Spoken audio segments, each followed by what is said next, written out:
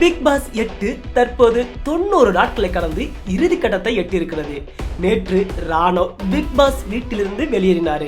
இதைத் தொடர்ந்து இன்று ஒளிபரப்பாக இருக்கும் பிக் பாஸ் நிகழ்ச்சியிலிருந்து மஞ்சரியும் வெளியேற உள்ளார்.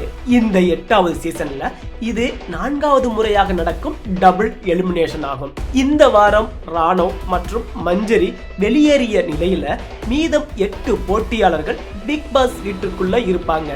இதுல யாரு பிக் பாஸ் டைட்டில்ல வெல்ல போறாங்க அப்படி என்பதை பொறுத்திருந்து பார்க்கலாம். அதே வேளையில இந்த பிக் பாஸ் 8 டைட்டில் வின்னர் யாராக இருக்கும் என்பதை நீங்க கமெண்ட் பண்ணுங்க பார்க்கலாம். சொல்ல வந்த கதையை மறந்துட்டேன் பாத்தீங்களா? நேற்று ஒளிபரப்பான பிக் பாஸ் நிகழ்ச்சியில வழக்கமாக அங்கிருக்கும் ஆடியன்ஸிடம் விஜய் சேதுபதி கருத்துக்களை கேட்பாங்க.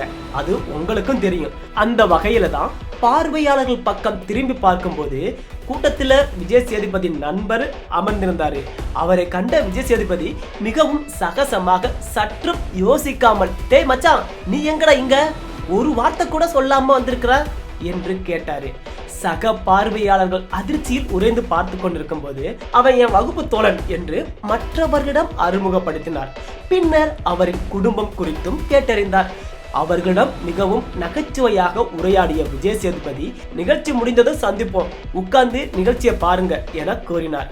மிக பெரிய நடிகராக உயர்ந்துவிட்ட பிறகும் பிக் பாஸ் நிகழ்ச்சியை தொகுத்து வழங்கி கொண்டிருக்கும் போது எதேர்ச்சியாக நண்பரை பார்த்த விஜய் சேதுபதி பல ஆண்டுகளுக்கு முன்பு பார்த்த பள்ளி நண்பருடன் நெருக்கமாக உரையாடியது பலரின் பாராட்டை பெற்று வருகிறது. யாரும் எதிர்பார்க்காமல் நடந்த இந்த விஷயம் தற்போது ரசிகர்கள் மத்தியில் வைரலாகி வருகிறது.